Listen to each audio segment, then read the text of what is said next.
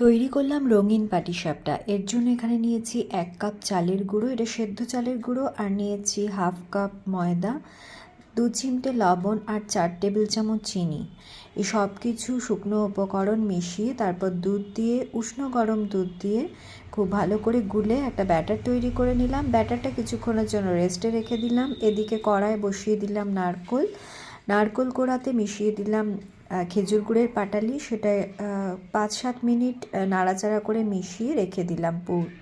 পুর হিসেবে তৈরি হলো নারকোল। এরপর ব্যাটার থেকে এক হাতা ব্যাটার আলাদা করে নিয়ে তাতে অরেঞ্জ কালার মিশিয়ে একটা অরেঞ্জ কালারের ব্যাটার তৈরি করলাম, আর সেটা পাইপিং ব্যাগে ঢেলে রাখলাম।